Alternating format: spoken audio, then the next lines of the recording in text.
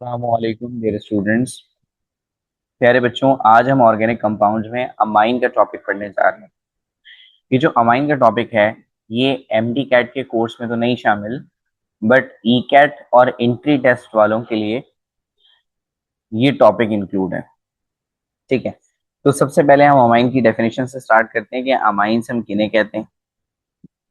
तो amines ammonia से मिलके बने। ठीक है, तो हम सिंपली एक बात लिखते हैं कि amines are the derivatives of ammonia. तो these are the derivatives of ammonia, यानी ये अमोनिया से मिलके बने। अब ये अमोनिया से मिलके कैसे बने? आपने अगर अमोनिया का फॉर्मूला देखा हो तो मुन्ने, अमोनिया के फॉर्मूले के अंदर नाइट्रोजन के साथ 3 हाइड्रोजन होते हैं, ऐसा ही है। तो अगर आप अमोनिया के हाइड्रोजन को हटा के कार्बन की चेन लगा दें, हाइड्रोजन को हटा के कार्बन की चेन लगा दें, तो वो कंपाउंड कहलाता है अमाइन, यानी डेरिवेटिव ऑफ अमोनिया इन विच। अब इसमें आपको 3 हाइड्रोजन नजर आ रहे हैं, तो आप एक भी हटा सकते हैं, दो भी हटा सकते हैं, तीनों भी हटा सकते हैं। So derivatives of ammonia in which one or more hydrogen atoms are replaced. अब हमें किससे रिप्लेस करना है? रिप्लेस का मतलब बदलना है। किससे बदलना है? कार्बन की चेन से। अच्छा, अब कार्बन की चेन जो है वो सिंपल भी हो सकती है, यानी ओपन भी हो सकती है, जैसे methyl, ethyl, propyl, butyl, pentyl. तो इस तरह के ग्रुप्स को हम कहते हैं अल्काइल ग्रुप्स। ठीक है, और हो सकता है कि वो कार्बन बेंजीन की फॉर्म में हो, यानी बेंजीन का कोई ग्रुप हो, तो हम उसे कहते हैं एराइल ग्रुप। तो ये सिंपली डेफिनेशन हो गई। अब मैं आपको इसे फ्लो चार्ट की फॉर्म में एक्सप्लेन करने की कोशिश करता हूं। देखिए,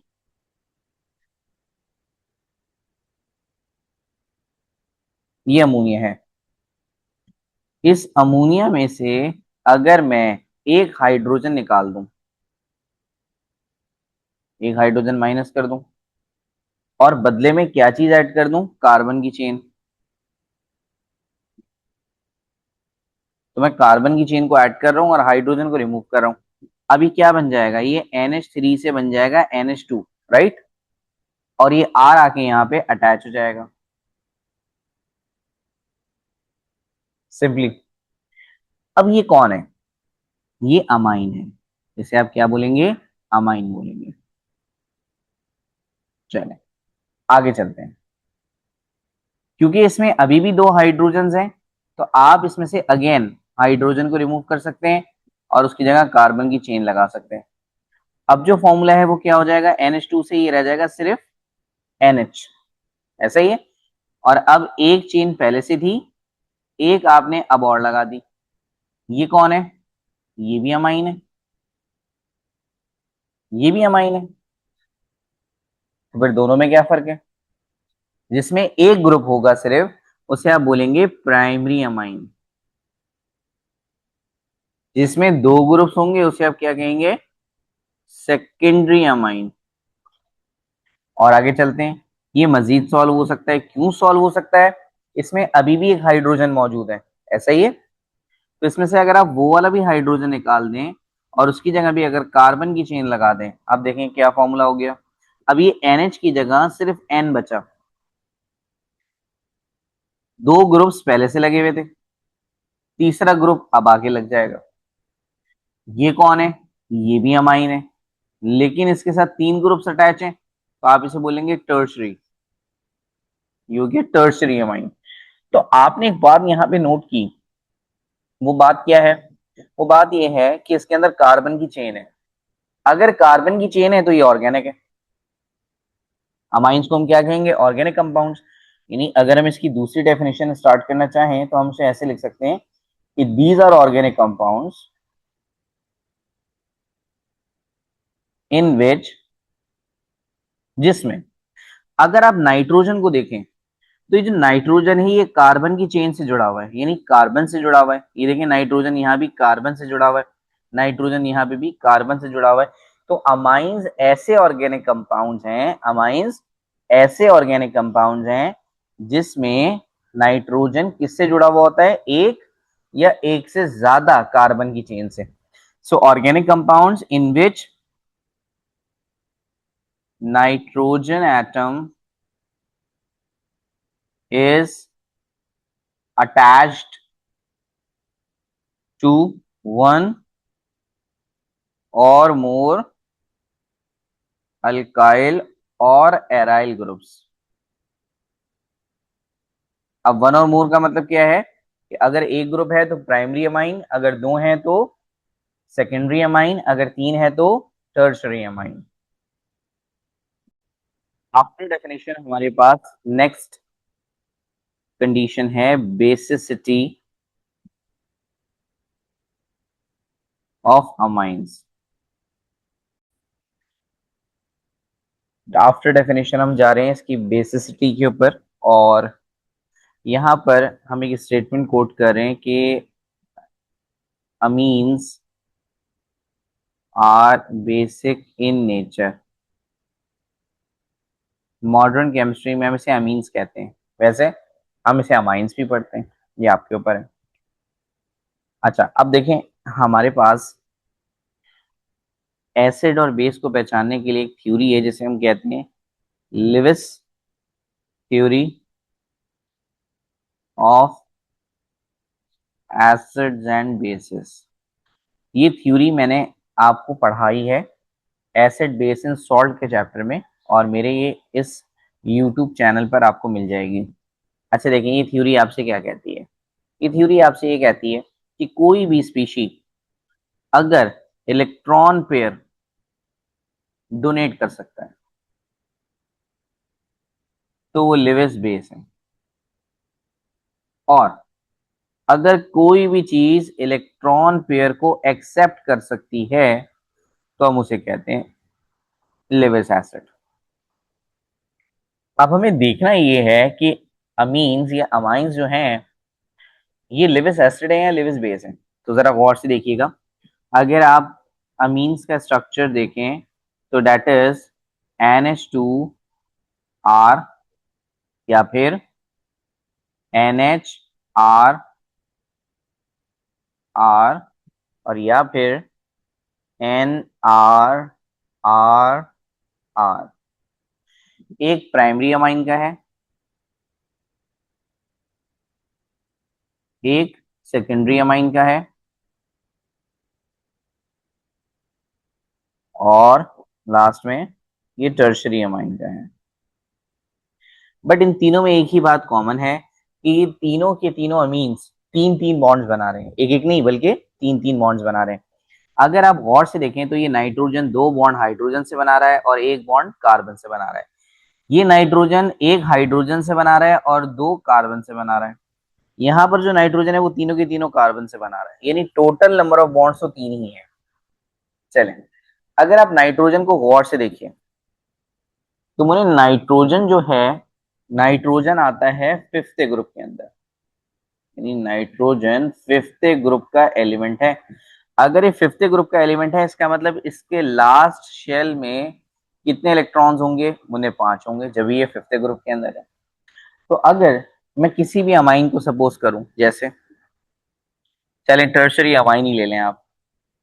अगर आप टर्शरी अमाइन की बात करते हैं तो आपको पता है कि इस नाइट्रोजन के आखिरी शेल में कितने इलेक्ट्रॉन्स हैं, पांच। तो एक, दो, तीन, चार, और ये हो गए पांच। अब ये जो नाइट्रोजन है ये कितने बॉन्ड्स बना रहा है, मुन्ने तीन बॉन्ड्स बना रहा है, एक, दो, तीन।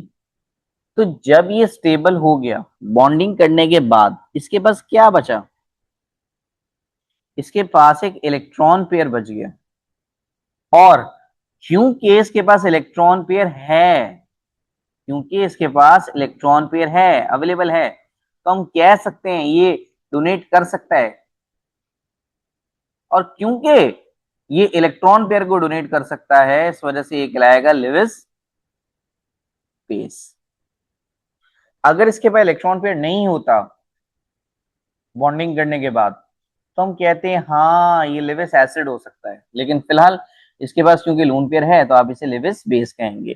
तो जैसे ही आप इसे किसी भी एसिड से रिएक्शन करवाते हैं, जैसे ही आप इसे किसी भी एसिड से रिएक्शन कराते हैं तो ये अपना लोन पेयर डोनेट कर देता है। यानी स्टेटमेंट क्या हुई, when it reacts with acid it donates its electron pair. अब हम इसके तीसरे सब टॉपिक की तरफ जा रहे हैं और इसका तीसरा सब टॉपिक है फिजिकल प्रॉपर्टीज। अभी तक हमने इसकी डेफिनेशन के साथ क्लासिफिकेशन और हमने इसकी बेसिसिटी को डिस्कस किया है। अब हम इसकी फिजिकल प्रॉपर्टीज को पढ़ने जा रहे हैं। अच्छा देखें, फिजिकल प्रॉपर्टीज आप बाकी चैप्टर्स में भी पढ़ चुके हैं तो कई सारा अंदाजा आपको पहले से होगा। सबसे पहली फिजिकल प्रॉपर्टी जो हम डिस्कस कर रहे हैं वो है सॉल्युबिलिटी। तो सबसे पहली बात जो सॉल्युबिलिटी में हमें पता होनी चाहिए वो ये है कि क्या ये सॉल्युबल है या नहीं। तो यस, सॉल्युबल इन वाटर, एक बात। अगर वो आपसे रीजन पूछेगा तो आप बोलेंगे ड्यू टू हाइड्रोजन बॉन्डिंग। पानी से जो चीज हाइड्रोजन बॉन्ड बना सकती है वो पानी के अंदर डिजोल्व हो जाती है। ठीक है, सिंपल सी एक बात हो गई है। अच्छा, अब मजीद आपको क्या याद होना चाहिए कि जो रिलेशन है वो ये है कि solubility is inversely proportional to number of carbon। अच्छा, अभी जो मैंने नंबर ऑफ कार्बन लिखा है ना मुन्ने, इस नंबर ऑफ कार्बन को लेंथ ऑफ कार्बन भी कह सकते हैं, लेंथ ऑफ कार्बन चेन। ठीक है, इसका मतलब ये पॉइंट आपसे ये कह रहा है कि जितने ज्यादा कार्बन के एटम्स होंगे चेन के अंदर उतनी ही सॉल्युबिलिटी क्या हो जाएगी, कम हो जाएगी। अब फॉर एग्जाम्पल अगर मैं आपसे कहूं कि हमारे पास दो तरह के अमाइन हैं, एक है मिथाइल अमाइन और दूसरा है इथाइल अमाइन। तो आपको इतनी बात पता है कि मिथाइल अमाइन का मतलब होता है एक, मीथ का मतलब एक कार्बन, और इथाइल यानी ईथ का मतलब होता है दो कार्बन। तो रिलेशन क्या है, इनवर्स है। अगर कार्बन ज्यादा तो सॉल्युबिलिटी कम। तो अगर आप इथाइल अमीन को देखें तो इथाइल अमीन के अंदर दो कार्बन है, जबकि मिथाइल अमीन के अंदर सिर्फ एक कार्बन है। क्योंकि मिथाइल अमीन के अंदर कार्बन कम है तो हम यहां पर एक स्टेटमेंट कोट कर रहे हैं कि it's more soluble in water, जबकि क्योंकि इसके अंदर कार्बन ज्यादा है तो हम इसे लिखेंगे लेस सॉल्युबल इन वाटर। तो बहुत आसान सी एक एक प्रॉपर्टी थी। नेक्स्ट फिजिकल प्रॉपर्टीज हमारे पास है फिजिकल स्टेट। फिजिकल स्टेट का मतलब आपका स्पेसिफिक कंपाउंड सॉलिड है, लिक्विड है या फिर गैस है। तो इसमें जो लोअर अमीन्स हैं या अमाइंस हैं उन्हें वो क्या होते हैं, वो होते हैं गैस की फॉर्म में, जबकि जो हायर अमीन्स होते हैं वो किसकी फॉर्म में होते हैं, लिक्विड्स की फॉर्म में। जैसे बस दो ही एग्जांपल्स आपको याद रखनी है। देखें, एक तो पेपर में क्वेश्चन इस तरह से भी आ सकता है कि जो लोअर अमीन है इसकी फिजिकल स्टेट क्या है, तो आप बोलेंगे गैस है। कोई अगर आपसे कहता है भाई हायर अमीन की फिजिकल स्टेट क्या है, तो आप बोलेंगे कि लिक्विड है। मैं एग्जाम्पल आपको दे देता हूँ कि अगर हम बात करते हैं मिथाइल अमीन की, तो मुन्ने मिथाइल अमीन की जो फिजिकल स्टेट है वो गैस है। जबकि अगर हम बात करते हैं इथाइल अमीन की, तो इथाइल अमीन की जो फिजिकल स्टेट है वो होती है लिक्विड। ठीक है, अब हम अपनी तीसरी फिजिकल प्रॉपर्टी की तरफ जा रहे हैं, दैट इज ओडोर और कलर। कलर का पॉइंट तो बहुत आसान सा है कि ये कलरलेस होते हैं। ठीक है, तो उसके लिए तो हम लिख देते हैं जल्दी से दे आर कलरलेस। अच्छा, अब रही बात ओडोर की, तो इनके पास जो स्मेल होती है वो अनप्लेजेंट होती है, अजीब सी खुशबू होती है इनकी जो आपको अच्छी नहीं लगती। अब मैं आपको इसकी एग्जाम्पल दे देता हूँ। जैसे अगर मैं आपसे कहता हूं ट्राई मिथाइल अमीन, तो ट्राई मिथाइल अमीन की जो स्मेल होती है वो बिल्कुल फिशी होती है, फिशी। यानी फिश में से जैसी स्मेल आती है ना, फिश में से आपने आपने स्मेल की होगी कभी ना कभी, तो उस तरह का इसकी जो है ना ओडोर होती है। अब हम लास्ट फिजिकल प्रॉपर्टी को स्टार्ट करने जा रहे हैं, that is melting and boiling point.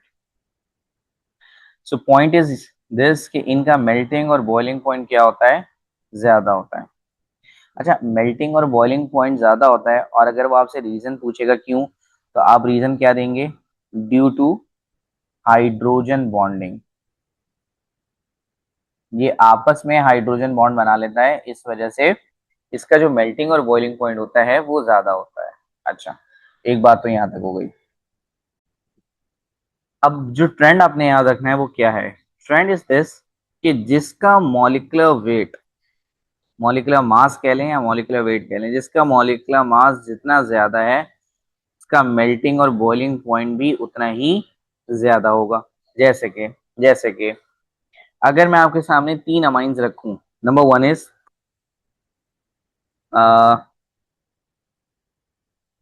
इथाइलमीन,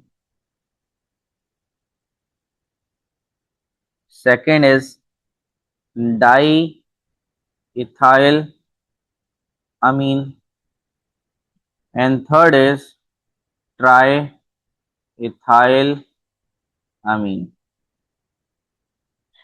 अब आप अगर खुद सोचें तो इथाइल अमीन, इसमें एक इथाइल ग्रुप है, यानी इसमें सिर्फ एक इथाइल ग्रुप है।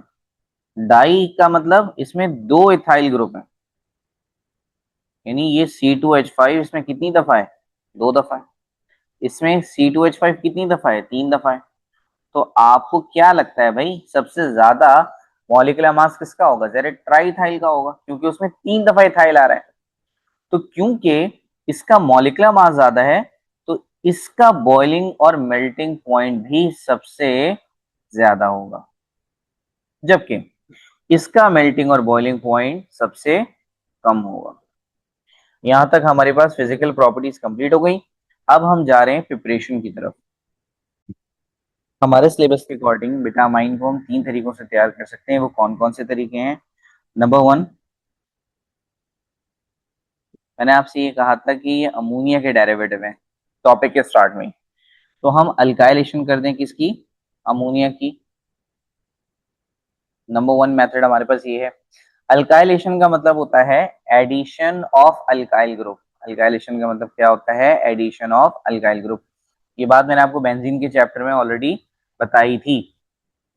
अल्काइल ग्रुप यानी किसी भी कंपाउंड के अंदर कार्बन की चेन को ऐड करना अल्काइलेशन कहलाता है, ठीक है।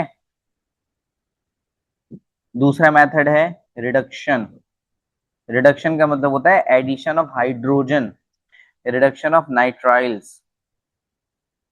आपको पता है नाइट्राइल्स क्या होते हैं, लास्ट क्लास में हमने डिस्कस किया था कार्बोक्सिलिक एसिड के चैप्टर में।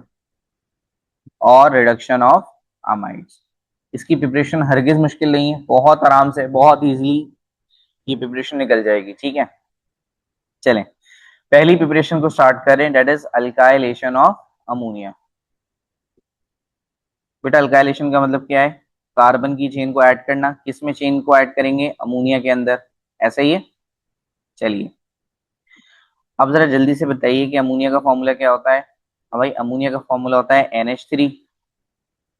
अब अल्काइल ग्रुप का मतलब क्या होता है, कार्बन की चेन। वो मिथाइल भी हो सकता है, इथाइल भी हो सकता है, प्रोपाइल भी हो सकता है, ब्यूटाइल भी हो सकता है, वो कोई भी चेन हो सकती है ना। लेकिन मिथाइल अकेले नहीं मिलता, क्यों नहीं मिलता, वजह देखिए। मिथाइल का फॉर्मूला होता है CH3। तो क्या मिथाइल स्टेबल है, नहीं। कार्बन की वैलेंसी 4 होती है, यानी कार्बन टोटल कितने बॉन्ड्स बनाता है, चार बॉन्ड्स बनाता है। इस वक्त कार्बन सिर्फ तीन हाइड्रोजन से जुड़ा हुआ है, यानी कि तीन बॉन्ड्स बना रहा है, ऐसा ही है। तो ये तो स्टेबल नहीं है, इसके साथ कुछ और भी होना चाहिए, जैसे फॉर एग्जाम्पल क्लोरीन, ब्रोमीन या आयोडीन। हम्म। अब क्या होगा, हमने क्या पढ़ा था कि अमोनिया में से हाइड्रोजन हटाएं, तो अमोनिया में से जरा हाइड्रोजन हटाइए। जब आप अमोनिया में से हाइड्रोजन हटाएंगे तो ये क्या बचेगा, NH2। अब वो जो हाइड्रोजन आप इसमें से हटाएंगे वो जाके मिल जाएगा आई के साथ, इसके साथ मिल जाएगा, आई के साथ मिल जाएगा, और ये दोनों मिला के बना लेंगे एच आई। अब क्या, जब यहां से आई निकल गया तो क्या बचा, सी एच थ्री, क्या बचा, सी एच थ्री, और यहां से क्या बचा, एक हाइड्रोजन हटा दें, एन एच टू। अब ये जो कंडीशन है बेटा, ये क्या है, प्राइमरी अमाइन है। क्यों प्राइमरी अमाइन है, क्योंकि एक ही कार्बन की चेन अटैच है, इट्स प्राइमरी अमाइन। और इट्स प्राइमरी अमाइन का जो नाम है, इस प्राइमरी अमाइन का नाम क्या होगा, मिथाइल अमाइन। इसका नाम है मिथाइल अमाइन। क्यों, क्योंकि सी एच थ्री हम मिथाइल को कहते हैं और एन एच टू के लिए हम अमाइन का वर्ड लगा रहे हैं। अगर आप इसी रिएक्शन को मजीद आगे लेके जाना चाहें, जैसे कि अब आपके पास बन चुका है C H three N H to,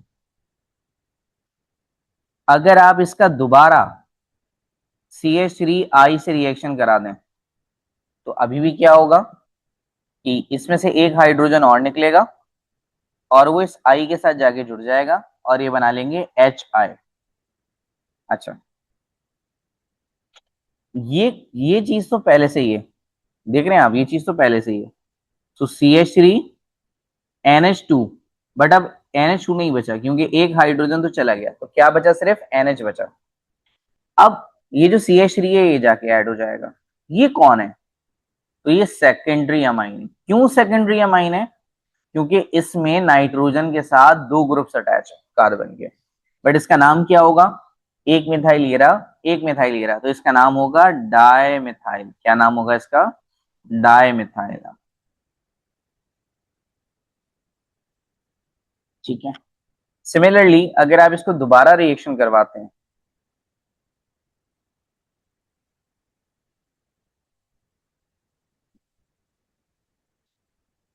किसके साथ, सी एच थ्री आई के साथ, तो अगेन अगेन सेम फिनोमिना होगा, क्या, कि यहां से H और यहां से I, ये दोनों मिलके क्या बनाएंगे, एच आई।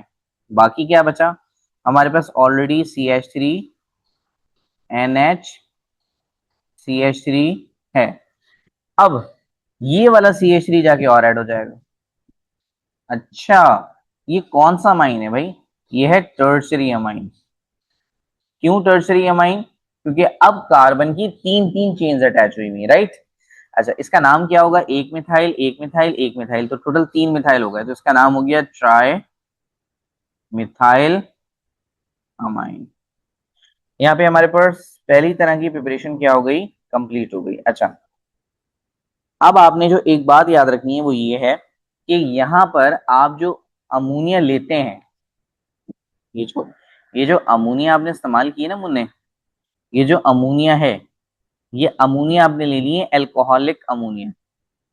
एल्कोहलिक अमोनिया का मतलब ये होता है कि आपने इस अमोनिया को एल्कोहल में डिजोल्व किया हुआ है, ठीक है, तो आपने एल्कोहलिक अमोनिया यूज करनी है।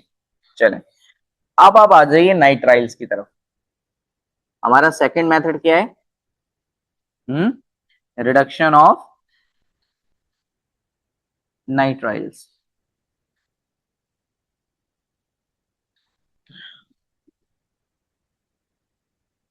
रिडक्शन ऑफ नाइट्राइल बहुत आसान है, बहुत आसान है।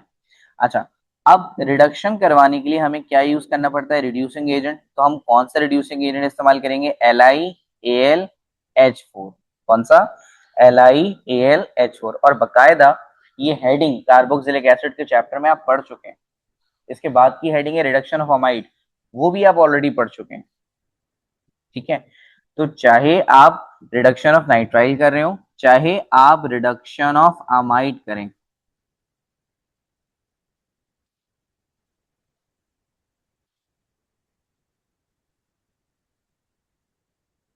जो रिड्यूसिंग एजेंट आप इस्तेमाल करेंगे वो कौन सा होगा, L I A L H four. बहुत आसान है, चलें हम काम करना स्टार्ट करते हैं। एक नाइट्राइल ले लीजिए, फॉर एग्जाम्पल मिथाइल नाइट्राइल ले लीजिए। मिथाइल का फॉर्मूला क्या होता है, सी एच थ्री। नाइट्राइल का फॉर्मूला क्या होता है, सी एन। तो ये जो कंपाउंड है इसका नाम है मिथाइल नाइट्राइल। इस मिथाइल नाइट्राइल की जब आप रिडक्शन करेंगे, क्या करेंगे आप, रिडक्शन करेंगे, तो हमारे पास कौन सा रिड्यूसिंग एजेंट है, LiAlH4। ठीक है, चलें। CH3।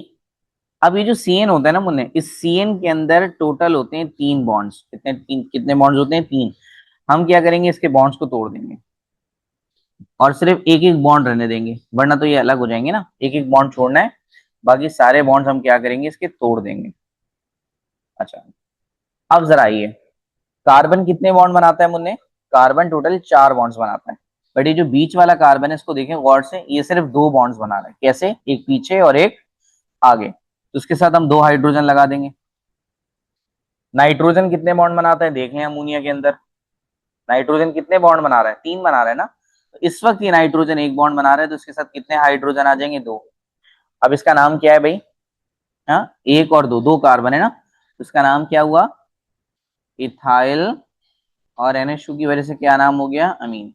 इसका नाम हो गया इथाइल अमीन। चलें, अगर अमाइड की रिडक्शन करते हैं आप, अब एक एग्जाम्पल जरा हम अमाइड की भी ले लेते हैं, और हम ले लेते हैं इथेनामाइड। अच्छा, इथेनामाइड का क्या फॉर्मूला होगा, CH3CO। आपको इतनी बात पता होनी चाहिए कि अमाइड होता क्या है, RCONH2। लास्ट क्लास में अमाइड ही पढ़ा है हमने। ठीक है, तो एक कार्बन तो CO में ही आ रहा है, इसमें भी तो कार्बन पुट करने पड़ेंगे, तो एक कार्बन मैंने इसमें ले लिया। अब ये जो कंपाउंड है मुझे, इसका नाम क्या है, 2 कार्बन हो गए ना, तो इसलिए इसका नाम हो गया इथेन। और ये अमाइड है, तो इसका नाम हो गया इथेनामाइड। अच्छा, जब आप इसकी इसकी रिडक्शन करेंगे तो क्या होगा, कि सबसे पहले 2 हाइड्रोजन आएंगे, ये हमने लास्ट क्लास में डिस्कस किया है, ऑलरेडी डिस्कस किया है। वो इस ऑक्सीजन को लेके चले जाएंगे, और ये ऑक्सीजन तो वाटर बना लेगी। अब जब यहां से ऑक्सीजन निकल जाएगी, तो ये बचेगा CH3, C और NH2। अगर आप बीच वाले कार्बन को देखें, तो बीच वाला कार्बन स्टेबल नहीं है। क्यों स्टेबल नहीं है, क्योंकि बेटे तो 4 बॉन्ड्स बनाता है। अभी कितने बॉन्ड्स बना रहा है, अभी ये 2 बॉन्ड्स बना रहा है, तो 2 बॉन्ड्स मजीद बनाएगा। इसका नाम क्या होगा, हम्म, इसमें भी कितने कार्बन है, 2 कार्बन है, इसलिए इसका नाम होगा इथेनामाइन, इथाइल अमाइन। यहाँ पर हमारा प्रिपरेशन का पोर्शन एंड हो गया। ठीक है, जब आप एंट्री टेस्ट और ई कैट पढ़ रहे होते हैं, तो प्रिपरेशन बहुत ज्यादा घुमा के नहीं पूछता आपसे, बिल्कुल सिंपल सिंपल सी प्रिपरेशन आपसे पूछता है। अच्छा, अब हम इसकी रिएक्टिविटी पढ़ेंगे। ठीक है, रिएक्टिविटी का मतलब ये है कि हम देखेंगे कि कौन कौन से केमिकल रिएक्शंस ये करता है। प्यारे बच्चों, केमिकल रिएक्टिविटी को समझने के लिए आप इसे केमिकल रिएक्शंस भी कह सकते हैं। केमिकल रिएक्शंस को समझने के लिए आपको मैं कुछ फंक्शनल ग्रुप समझा रहा हूँ, वो समझ लीजिए। सबसे पहले तो देखें, कभी भी अगर कार्बन के साथ नाइट्रोजन सिंगल बॉन्ड की फॉर्म में होता है मुन्ने, तो हम उसे क्या कहते हैं, अमाइन कहते हैं। ठीक है, बट अगर कार्बोनाइल के साथ N मौजूद होता है, तो हम उसे क्या कहते हैं, अमाइड कहते हैं। इसी तरह से बेटा, अगर कार्बन और नाइट्रोजन में ट्रिपल बॉन्ड हो, तो हम उसे क्या कहते हैं, हम उसे नाइट्राइल कहते हैं। ऐसा ही है, या फिर हम उसे साइनाइड भी कहते हैं। चलें, लेकिन अगर कार्बन और नाइट्रोजन में डबल बॉन्ड हो, ये आपके लिए पहली दफा आया है, ऐसा ही है, तो आप इसे क्या कहेंगे, आप इसे कहते हैं इमीन। ये नया ग्रुप है आपके लिए। अमाइन तो आप पढ़ चुके हैं, अमाइड भी आप पढ़ चुके हैं, नाइट्राइल भी पढ़ चुके हैं। तो अमाइन में सिंगल बॉन्ड होता है, नाइट्राइल में ट्रिपल बॉन्ड होता है। तो अगर ना सिंगल हो, ना डबल, ना ट्रिपल हो, बल्कि अगर डबल बॉन्ड हो, तो फिर हम उसे क्या कहते हैं, इमीन कहते हैं। अच्छा, अब जहर इसे किसी ने तो डिस्कवर किया होगा ना। तो एक साइंटिस्ट हैं जिनका नाम है शिफ। क्या नाम है उनका, शिफ। तो क्योंकि इसे शिफ ने डिस्कवर किया है, इस वजह से इसे हम शिफ बेस भी कहते हैं। क्या कहते हैं, शिफ बेस कहते हैं। अच्छा, चलिए, अब हमारे सिलेबस में इसके कितने रिएक्शंस हैं। हमारे सिलेबस में सबसे पहले तो इसके 2 तरह के रिएक्शंस हैं, एक एल्डिहाइड से और एक कीटोन से। तो पहले इसके सिंपल एल्डिहाइड और कीटोन वाले रिएक्शन को समझते हैं। और सबसे पहली बात तो आपने याद रखनी है कि जब भी ये एल्डिहाइड या कीटोन से मिलता है, जब भी ये एल्डिहाइड या कीटोन से मिलता है, तो जो चीज फॉर्म होती है वो कहलाती है इमीन। ठीक है, चलो अब जरा हम एल्डिहाइड और कीटोन से इसका रिएक्शन कराने की कोशिश करते हैं। सिंपल सा एक अमीन ले लेते हैं, जैसे जैसे कि मिथाइल अमीन ले लेते हैं। मिथाइल CH3, अमीन का मतलब NH2। ये मिथाइल अमीन हो गया।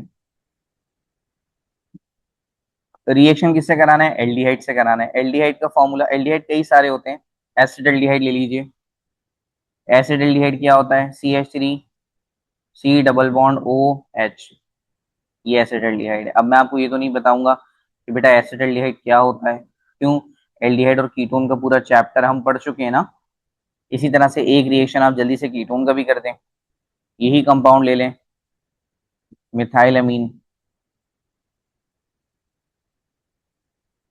और अब इसका रिएक्शन आप कर दें कीटोन के साथ।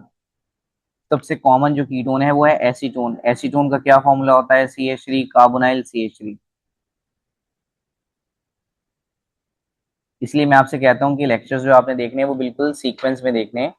सबसे पहले आपने ऑर्गेनिक कंपाउंड्स का इंट्रोडक्शन, देन उसके बाद अल्केन अल्कीन अल्काइन, देन हमारे पास एल्कोहल, एल्कोहल के बाद एल्डिहाइड कीटोन, एल्डिहाइड कीटोन के बाद कार्बोक्सिलिक एसिड, कार्बोक्सिलिक एसिड के बाद अल्काइल हैलाइड, अल्काइल हैलाइड के बाद आपने अमाइंस को देखना है।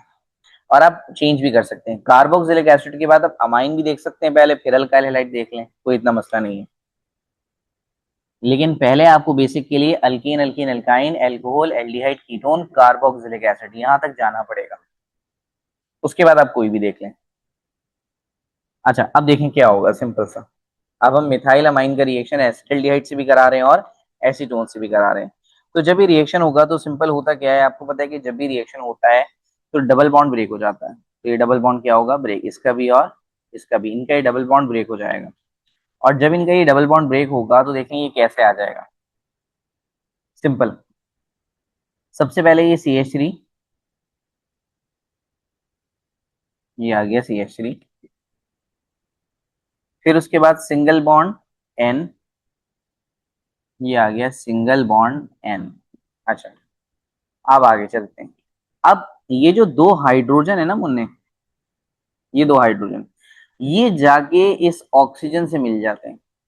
और ये जाके जब इस ऑक्सीजन से मिलते हैं तो ये सब पानी पानी कर देते हैं। क्या कर देते हैं? सब पानी पानी, वाटर बना लेता हूँ। अच्छा, तो अब हम हमारे पास बचा क्या? CH3N, CH3N। अब आगे देखेंगे, आगे देखेंगे हमारे पास क्या बचा है। आगे हमारे पास है, क्या है? ये कार्बन है। क्या है? ये वाला कार्बन। क्यों ये वाला कार्बन? ये वाला कार्बन क्यों नहीं? भाई वैलेंसी ही यहाँ से फ्री हुई है, आपने डबल बॉन्ड ब्रेक करा, तभी ऑक्सीजन निकल के वाटर में चला गया, तो ये वाला कार्बन फ्री हुआ ना। तो इससे कौन जुड़ेगा? ये वाला कार्बन जुड़ेगा। आगे चलते हैं।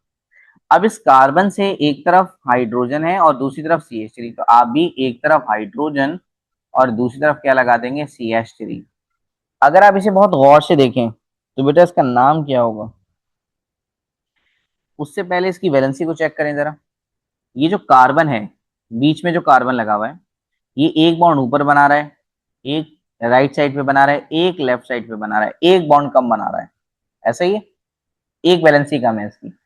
अगर नाइट्रोजन को देखें तो नाइट्रोजन तीन बॉन्ड बनाता है टोटल। अभी कितने बना रहा है? एक लेफ्ट पे बना रहा है, एक राइट पे बना रहा है, एक कम बना रहा है। तो कार्बन भी एक बॉन्ड कम बना रहा है, नाइट्रोजन भी एक बॉन्ड कम बना रहा है। इस वजह से आप इन दोनों के दरमियान क्या लगा देंगे? डबल बॉन्ड लगा देंगे इसको स्टेबल करने के लिए। और अब इसका नाम क्या हो गया? इमीन हो गया। इसका नाम क्या हो गया मुन्ने? इमीन हो गया।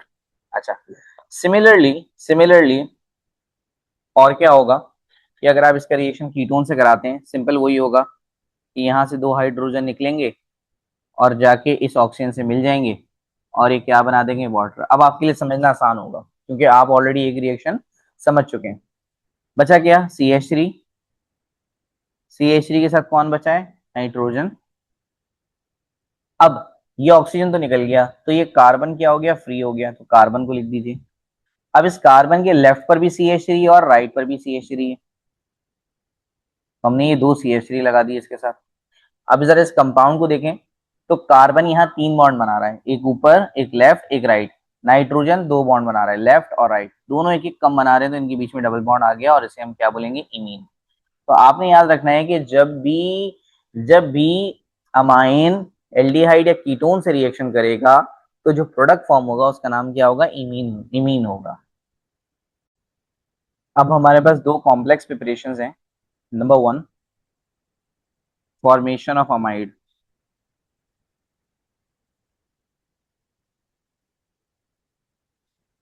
ठीक है। और दूसरी है फॉर्मेशन ऑफ डायजोनियम सॉल्ट। पहले हम अमाइड पढ़ लें, उसके बाद हम डायजोनियम सॉल्ट पे जाते हैं। अच्छा देखें, इसकी जो रेसिपी है वो क्या है। इसकी रेसिपी सिंपल सी है।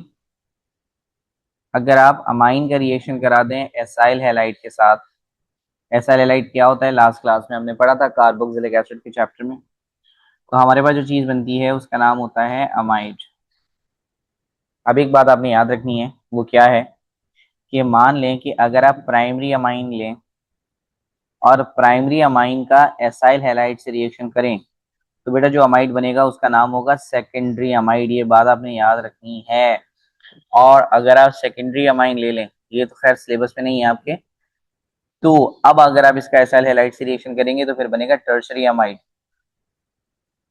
सही है। अब आप बोलेंगे प्राइमरी अमाइड कैसे बनेगा, तो प्राइमरी अमाइड कार्बोक्सिलिक एसिड से बनता है। हमने इसको पढ़ा है ना कार्बोक्सिलिक एसिड के डेरिवेटिव में। सही है। तो एक रिएक्शन हम इसका करेंगे, हमारे सिलेबस में भी इसका एक रिएक्शन है। कौन सा रिएक्शन है, वो है reaction of methyl amine with acetyl chloride. चलें, मिथाइल अमीन का फॉर्मूला आपको पता है ऑलरेडी, क्या होता है, CH3NH2। इतनी दफा तो लिख दिया हमने अब इसको। ठीक है। आपको पता है इसके इसमें नाइट्रोजन के साथ एक ही तरफ कार्बन की चेन है, तो बेटा इट्स प्राइमरी अमाइन। अगर प्राइमरी अमाइन लेंगे तो क्या बनेगा, अगर प्राइमरी अमाइन लेंगे तो क्या बनेगा, सेकेंडरी अमाइड बनेगा। चले, एसिटाइल क्लोराइड। एसिटाइल का फॉर्मूला होता है CH3CO। क्या होता है, CH3CO। और क्लोराइड के लिए क्या लगाएंगे, Cl। अब जब रिएक्शन होगा तो क्या चीज फॉर्म होगी, इसको गौर से देखते हैं। सबसे पहले ये CH3, फिर CO। अभी जो क्लोरीन है ना भाई, ये क्लोरीन जाके मिल जाएगा किसके साथ, हाइड्रोजन के साथ। ये क्लोरीन किसके साथ मिल जाएगा जाके, हाइड्रोजन के साथ।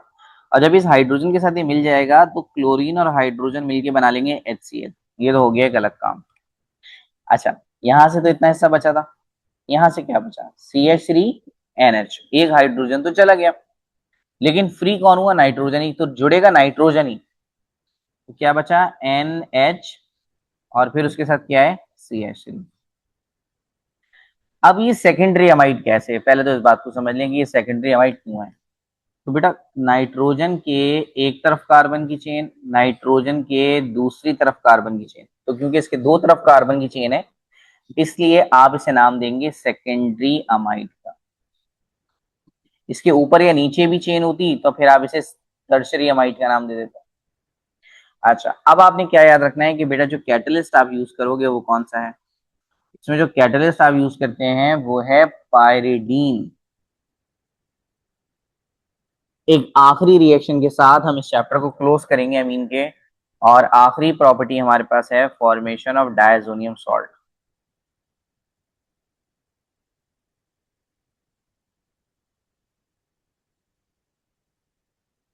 अच्छा, डायजोनियम सॉल्ट की फॉर्मेशन के लिए हमें 10 डिग्री सेंटीग्रेड यूज करना पड़ता है, यानी हम इसे बहुत ज्यादा ठंडे लेवल पे रिएक्शन को करवाएंगे।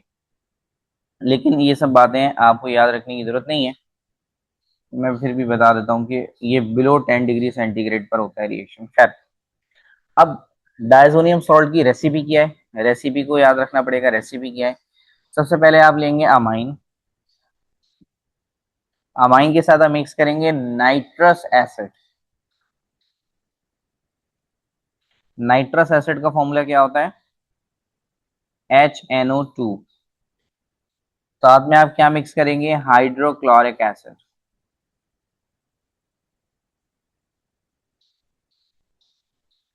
तो आपके पास जो चीज बनेगी वो क्या बनेगी, डायअजोनियम सॉल्ट बन जाएगा। अच्छा सुनिए, आपके पास डायअजोनियम सॉल्ट बन जाएगा। अब जरा एक इक्वेशन लेते हैं, अमीन। अमीन में आप ले लें जैसे इथाइल। तो इथाइल अमीन का फॉर्मूला क्या होता है, CH3 CH2 NH2। It's ethyl amine. Nitrous acid का फॉर्मूला क्या है, HNO2। हाइड्रोक्लोरिक एसिड का फॉर्मूला क्या है, HCl। अब सिंपली क्या होगा, इस बात को और से देखिएगा। सबसे पहले CH3 CH2 आ जाएगा, CH3 CH2 आ गया, N आ जाएगा, आ गया। अच्छा, अब N के बाद क्या आएगा, N के बाद N ही आएगा। क्यों, क्योंकि ये जो वर्ड लिखा है ना डाईएजोनियम, डाईएजोनियम का मतलब ही नाइट्रोजन नाइट्रोजन में ट्रिपल बॉन्ड है। क्या है, नाइट्रोजन नाइट्रोजन में ट्रिपल बॉन्ड है। अच्छा, अब जरा अगर आप गौर से देखें तो इसके बाद ये वाले नाइट्रोजन के बाद जो अगला नाइट्रोजन है वो यहाँ है ना। तो यानी यहां से ये दो हाइड्रोजन जाएंगे, यहां से ये वाला हाइड्रोजन जाएगा और नाइट्रोजन डायरेक्ट अटैच हो जाएगा इससे। आगे चलते हैं। अब अब दो हाइड्रोजन ये रहे, एक हाइड्रोजन ये रहा, एक हाइड्रोजन ये रहा, ये टोटल हो गए चार हाइड्रोजन। ये चार हाइड्रोजन मिलके इन दो ऑक्सीजन से मिलेंगे। कितने हाइड्रोजन है बेटा आपके पास, चार हाइड्रोजन है, एक, दो, तीन, चार। कितने ऑक्सीजन है आपके पास, दो ऑक्सीजन।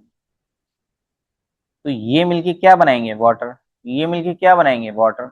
यानी कितने वाटर के मॉलिक्यूल बन जाएंगे, दो वाटर के मॉलिक्यूल। खैर, अच्छा, अब आगे क्या बचा, ये हाइड्रोजन भी चला गया, ये हाइड्रोजन भी चला गया, ये ऑक्सीजन भी चले गए, ये हाइड्रोजन भी चला गया, सिर्फ Cl बचा। इस तरह से जाके ये अटैच हो जाएगा। अच्छा, इसका नाम क्या होगा, इसका नाम होगा ethyl diazonium salt.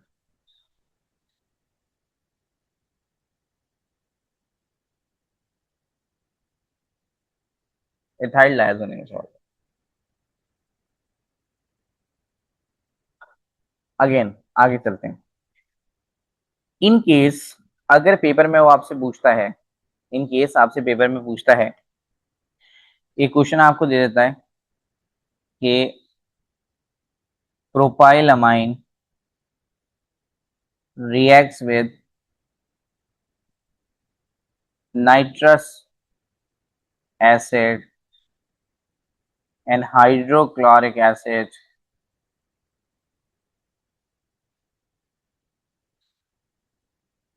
and forms। तो आपको इसको सॉल्व करने की जरूरत नहीं है, बस आपको इतनी बात याद होनी चाहिए कि जब भी अमाइन नाइट्रस एसिड से रिएक्शन करता है तो डायजोनियम बनता है। तो आंसर क्या होगा, इसका आंसर इसी से रिलेट करेगा भाई, प्रोपाइल डाई एजोनियम सॉल्ट।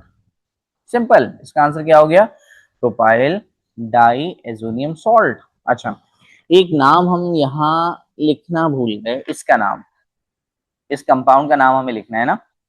हाँ, देखें CH3 को हम क्या कहते हैं, मिथाइल कहते हैं। और ये जो पूरा है, ये पूरा नाम आपने कार्बोक्सिलिक एसिड के चैप्टर में पढ़ा था, है ना। तो इसे हम क्या कहते हैं, इसमें दो कार्बन है, दो के लिए हम एसिड का वर्ड लगाते हैं, तो इसे हम कहते हैं एसिड। और ये अमाइड है तो इसका नाम हो गया एसिड अमाइड, ठीक है। ये हो गया CH3 और ये पूरे का नाम क्या है, एसिड अमाइड। यहाँ पर आपका चैप्टर क्लोज हो गया, ठीक है। अल्लाह हाफिज।